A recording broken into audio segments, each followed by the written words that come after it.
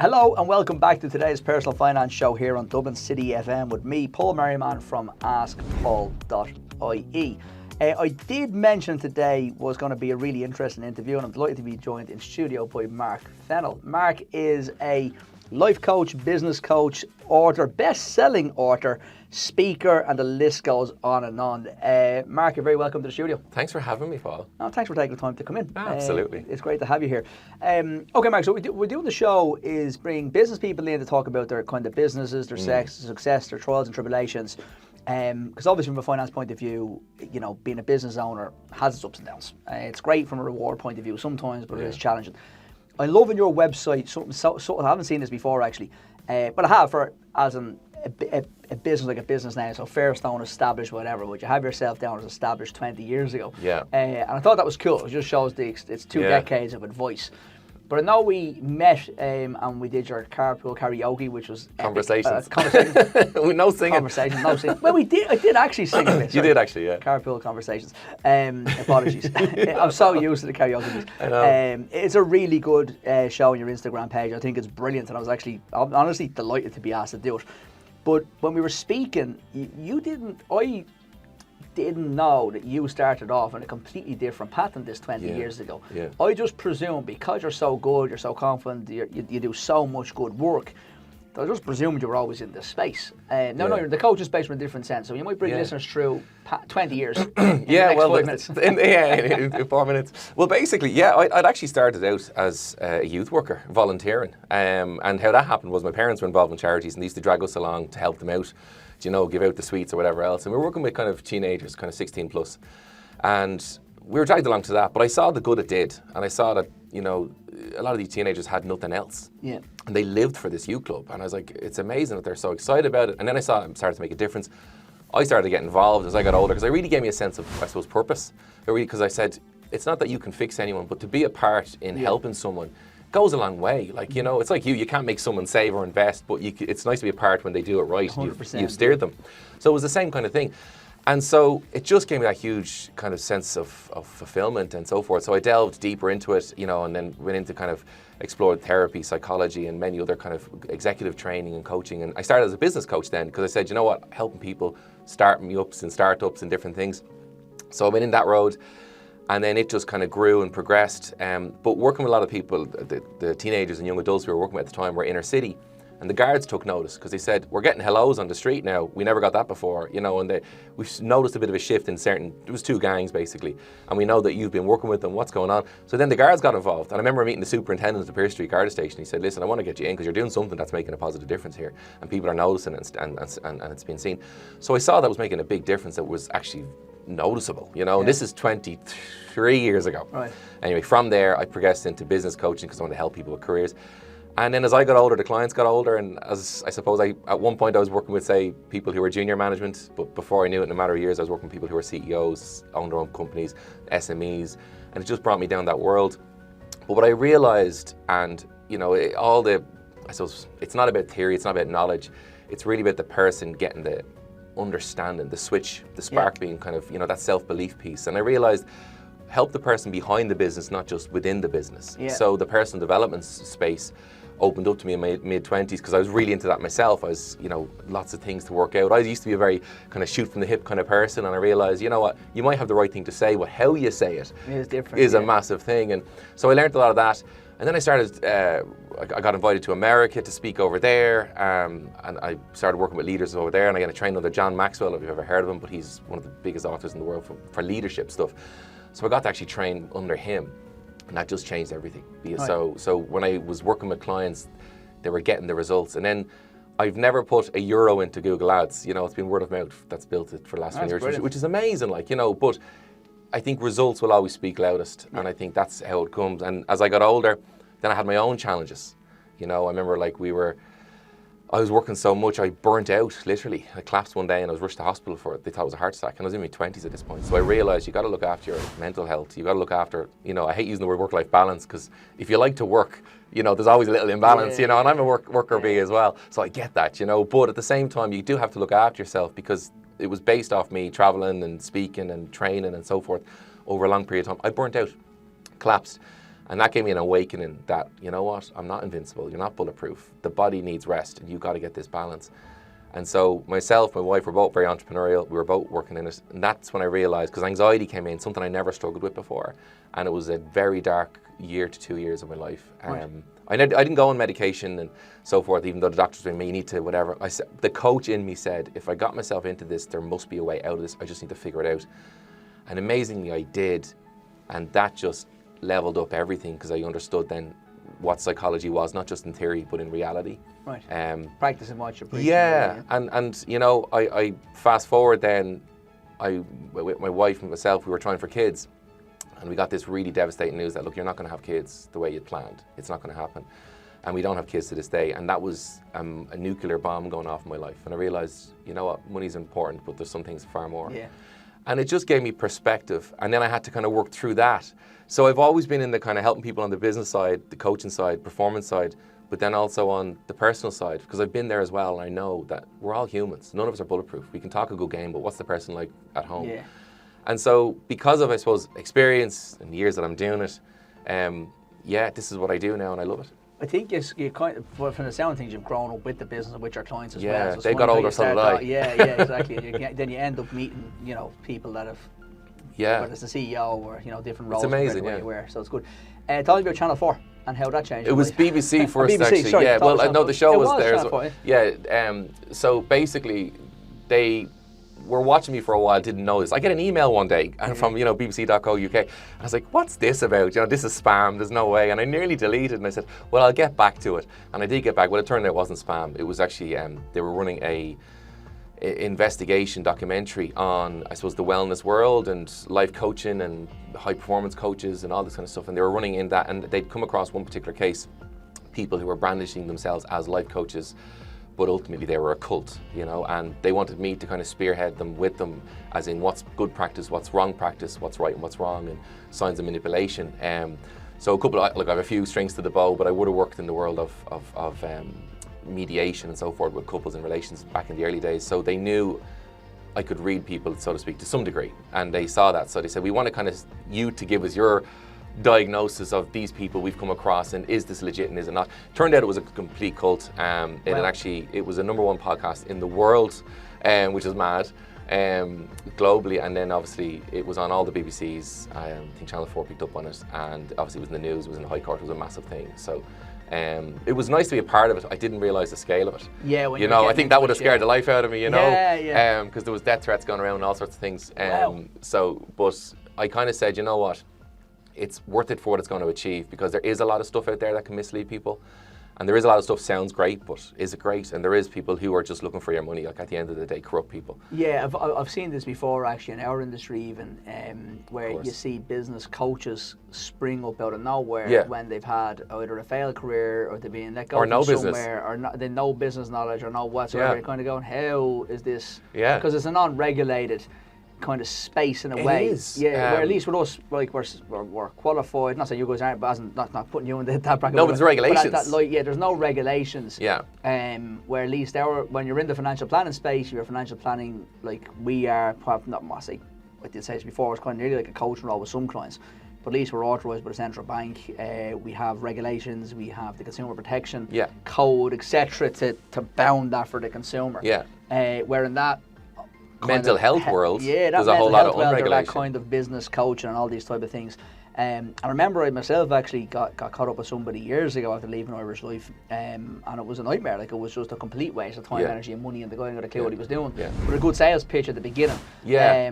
So I think it's great for you that you got picked up to be able to lead that type of investigation, because it's a proud thing, I'm sure, to know. It is cool. And it kind of separates you from that, because there is a lot of noise in like in my industry as well, a lot of noise in that industry from people that aren't as opposed as qualified or as serious as you are. They've kept in touch, and they've involved me in other things even since then, which is kind of cool. Great. So, the amazing thing about it was they made me, to see if I was what I was, they basically got me to do coaching with their lead reporter, who's the biggest skeptic, cynical in the world. Wow. And I said, if this goes well, you know what I mean? Yeah.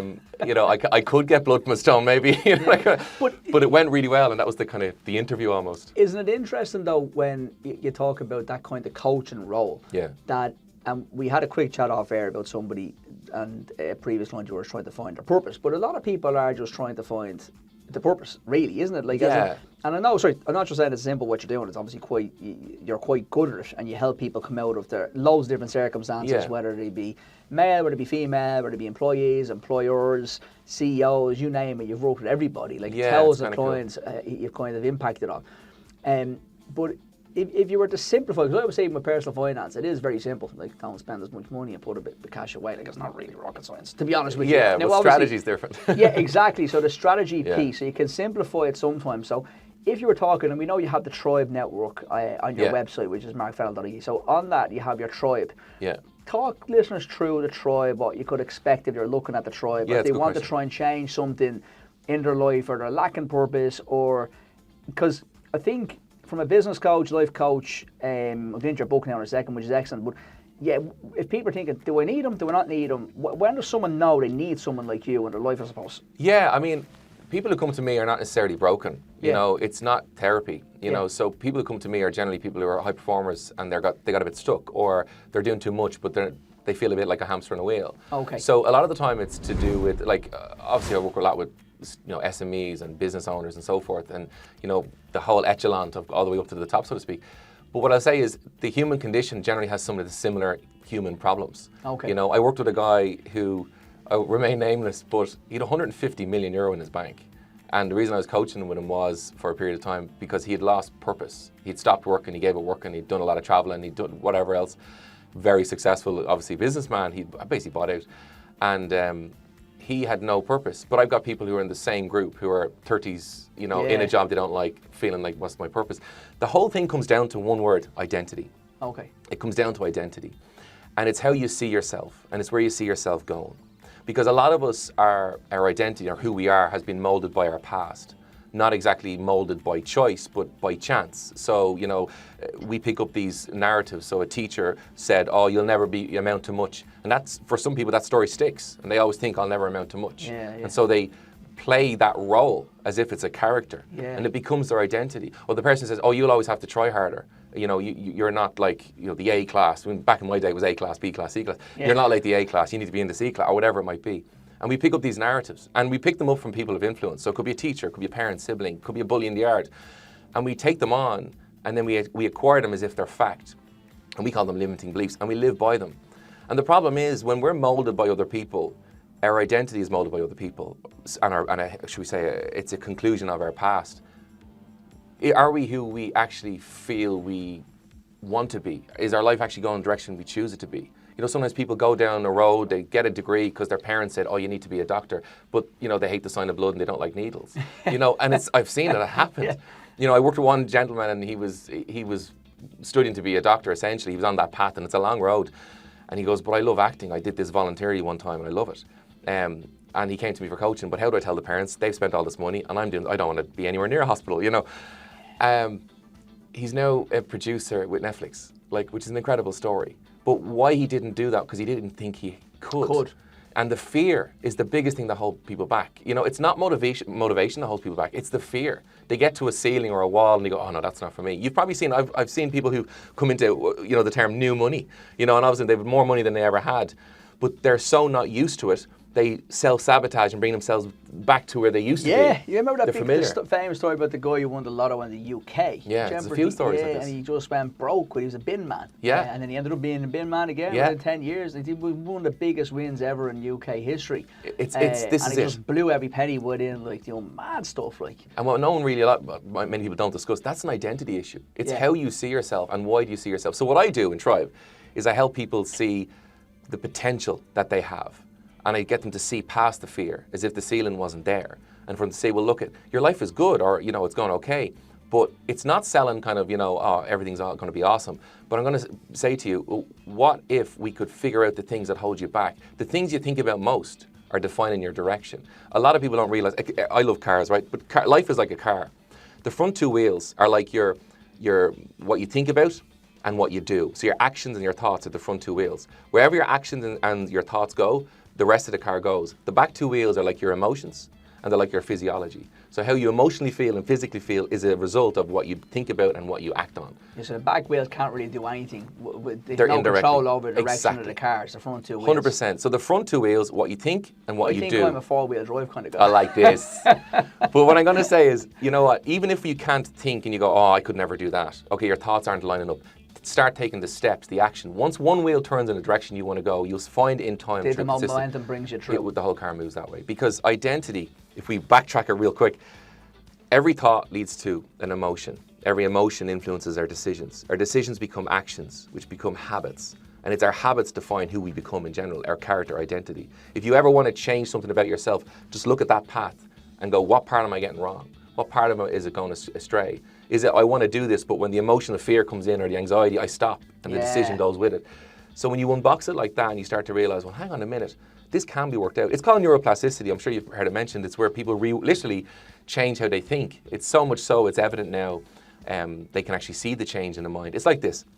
If I walk across a wheat field and I walk the same path every day, I wear it down and it becomes a path and that becomes my familiar. That's like our thoughts. If we think it long enough, it becomes our familiar, it becomes routine. You can go anywhere in the wheat field, really. Yeah. But if I go to an alternative path that says, no, I am enough, or I can do this, or, you know, this business is going to be the best business in town, and I start trying to make that new path, I'm going to want to default to the old familiar. Yeah. But over time, the old one fills in, the new one starts. That's unlocking potential. That's what Tribe does. That's what we do. We work on the stuff that makes you unlock your potential so that you can be not better than anyone, but be the best version of you. And is Tribe a group? Is it group settings? Is it one-on-one, or how does it work for people? So it's a group setting, and people have one-to-one option if they wish. So it's a group setting, and I train twice a month. It's an hour online. They can attend live or watch it back. And it's the stuff that we weren't taught in school. But the stuff, look, there's a lot of fluff out there. I'm a very practical person. Yeah. I'm very results-driven. And it's like everything. If someone's not getting result or change in a matter of months, I'm like, well, then listen, I'm not for you. But thankfully, we're not like a revolving door. The people who come in, I have people in that group for years since it began, you know. And so it basically, 2 Zooms a month. You can attend live or watch the playback. You can DM me directly when you have questions or queries. And then if you need the extra one-to-one, you can also go for that too. Right, so excellent.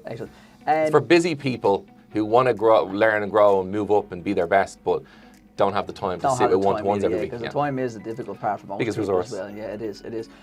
Mark, do you mind me I hope you don't mind me asking this. From your own point of view then, and you mentioned obviously devastating news, your own life for yourself, your wife, because I know you're going to say your purpose is to you get, you know, you're building a successful business, you've blown up everywhere, even social media the last number of years, which is phenomenal to see. I just love seeing people being successful. You're on the couch now as well on Virgin Media, quite regularly as well with the guys giving really good advice out. What is it that makes you tick now at this stage? Because obviously it's probably different than that kid that wanted to help out with the sweets in the beginning. And it's come a long way. Because it comes a long way, and you know, decades later and all the experience, is it normal, I suppose, for people to change? I know this is a yes answer, by the way. When we talk to listeners through it, when you're going through different decades, like I'm 42 now, and you're a similar vintage. Similar vintage. You know, from a decade, you kind of feel in your life. I feel that it's a decade rolling. You know, and if you should feel a certain way, you know, like you mentioned, even midlife crisis guys in their 40s, whatever. We were saying like kids in their early 20s are doing this now as well. The identity crisis nearly as well. So is it the helping the people that makes you tick? Is it this? I know, obviously it is, but what's the other part of it? Is it the business? Like, because you're probably somewhere you never thought you'd be, as in. Yeah, I am. Like obviously being a business coach, you know, I've other businesses, you know, that you take your own advice as well, you know. So I'm involved in other things and lots of things, you know. I suppose for me, it's pursuing that thing that gives me contentment and fulfillment, and that I've kind of, I suppose, and we were probably brought up this way, life's not about me, it's about what you can do, it's about what you can kind of give. And I know that sounds very admirable and cheesy and whatever else, but that's literally what tops me up. Yeah, and if you keep doing that, it keeps coming back and success. Yeah, like, and there's nothing else can give me that level of fulfillment is in being involved in helping someone else. I know that sounds great, but honestly, that's the truth of it. That's the bread and butter of it. Obviously, I'm a business coach, so I have to make a living. Yeah. You know, but at the same time, I love to help other people, and I realised we've had all sorts of things. I won't give you my whole life story, but like with loss and losing loved ones, and you know, and so forth. And I think it gives you a perspective of what's important. And I suppose for me, if you ask me what makes me tick, it's helping people get to where they can get to, because most people don't realise their potential. Yeah. And me helping them is what makes me tick, excites me. And then on that note as well then, because you know, when I introduce you, it's a life coach, a business coach, you know, if you've a lot going, you can like put your hand to anything really in relation to that kind of. Yeah. But is it really a potential coach? Like, as in, if you were to sum it up, because I think there's so many different words out there. Which I think, it's a good way of putting it. It's like you just get to help people find their potential and their identity, because it doesn't really make a difference. Say if I was, I'm obviously CEO of Fairstone and the Ask Paul brand. We developed that over the years, but I'm a husband, I'm a dad, and you wear loads of different hats obviously in your life. But for you to get to my potential, it doesn't really make a difference if I'm a CEO or a PAYE worker, really. So it doesn't really make a difference if I'm a business owner or not. Does it? Like, because it's still just bent down to the potential piece. Yeah, I mean, bottom line is, it's that kind of, you know, we call it peak state or flow state, is where a person is, they're content in their life. Their Monday morning, their Saturday morning, they're happy out for the most part. And no life is perfect, but it's basically reaching a place where I'm happy, I'm fulfilled. Because when a person's happy and fulfilled in life, they stop looking at the competition.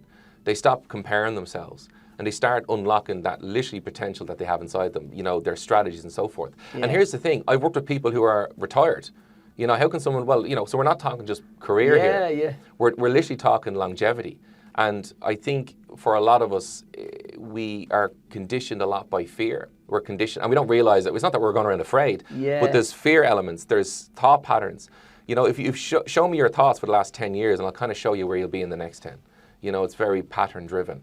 And so sometimes changing that, because we are a culmination of what we think about most, that literally sets the course. So for me, potential, high performance, peak state, whatever you will, I basically get your head in the right place. Yeah. So that when you put your hand to your job, or you're a family man, or whatever you do, you're at your best, and that you're hopefully not just feeling good about yourself, but you're making a difference somewhere else as well. Making a difference in your life, you're carrying that through. And that's what really matters at the end of the day. It is in fairness. But obviously you need to have, you know, financial security and all those things are relevant, but to get to a place to have that, you need a good financial planner. But it's like, I suppose what I do is I give people a strategy on how to get to where they need to go. Is probably and remove the ceiling kind of thing on their thoughts. What I will say to listeners is, if you want to get involved in Tribe and have a chat with Mark directly, his Instagram is Mark Fennell, and also his website is markfennel.ie. But I would say the Breakthrough, his book, which was released the same day as my book. I think it was around the same time. Yeah, around the same time. Both bestsellers, which is good to hear. There you go. Yeah, great. I'm just going to read, because I found this very interesting, even when I was just kind of flicking through the book. It was that the first part, I love this. I actually genuinely love this piece. And I would say, if it's a skepticism about working with somebody, or you're a bit, you know, you haven't done this before, I would say probably buy the book, read the book as a first step, because it breaks everything down and really helps you. But the first part, I've never seen this. It was so clever. How are you, really? Yeah. And it's just, it was just like, there's no jargon. It's just like, how are you really? Like, how are like, start with day dot. Just start at day dot. Like, when I've seen these books before, it's kind of overcomplicated, or you're kind of going down the jargon road of mindset, and not that that's jargon, but you know what I mean, as it's too full of cliches, etc. But it's actually, from what I read from it, I didn't get through the whole lot yet, but it is all very, very plain English, and checking in and trying to find out how are you, what you're doing. There's some really simple steps in the book as well to help. But that's what I wanted the book to be. It was to be, you know, you can't coach everybody, but gives a resource that's cheap, that people can access, and just gets the wheel in motion, a foundation level. And actually, when I was asked to write the book, I was asked to write my book, since I'm plugging yours, it's actually called Money Made Easy. But when I was asked to write Money Made Easy, I was like, no, sure, I just think everyone just books in for a consultation. They're free, and get your own financial plan. Like, what's the point of reading the book? Because the book will have to mention everything, and I don't know whether the reader is unemployed, they have a PAYE job, they're self-employed, so it's too hard to write a book. But it was more that starting point, or that foundation piece, when someone broke that down for me. I was like, okay. Yeah. Because people are fearful about booking in for consultations. And a fixed mindset. They're fearful about, so it's a kind of, it's an entry point for people that's non-invasive. You don't have to come and talk to someone about their finances to get advice. It gets the wheels in motion. Yeah, and I was ignorant to it, to be honest with you. But like I said, yours is definitely, again, I'd say, and it's funny. It is those practical steps that will give somebody the introduction to this way of working with somebody. Because I think it is scary for people. It'd be scary for me, to be honest with you, as well. I did it before, but it is scary. Yeah, it is. Like, I remember I sat down with a client of mine, and she was based in London, and she had this massive franchise and hugely successful TV, all sorts of things. And she sat down with me and she said, I just know that I can't fix a problem with the same mindset that's creating the problem. and everyone around me isn't giving me the solutions that I need. And she booked in, and I asked her, so how are you? How are you really? And that's why I remember that's where that chapter came, because I asked people that question quite a lot on the first kind of introduction. And on paper, everything, family, finances, everything's successful. And she broke down in tears. And she says, no one's asked me that in a very long time. And she's in floods of tears. And I said, so what is it? And she said, I feel something's missing, even though I have everything. And she said, I just feel there's more, but I don't know what it is. I just feel I'm stuck even though I'm moving. And it was just through that conversation that's a lot of people. A lot of us are going through life, but what are we actually going to? And I don't mean retirement. What's the week, the day? A lot of us are living for the weekend, and then the weekend you're dreading the week, and then you're planning a holiday, and we're always jumping into the future. But what if you could change that? And most people can't go, how can I be kind of content in my job? I hate my job, whatever. How can I find that? There are ways, absolutely categorically. I worked with people who be, very intelligent people still got stuck. It doesn't matter what age you are or where you're at. Yeah, what your education is, your background. Yeah, no, getting stuck is getting stuck. We all have limits. Yeah, we do.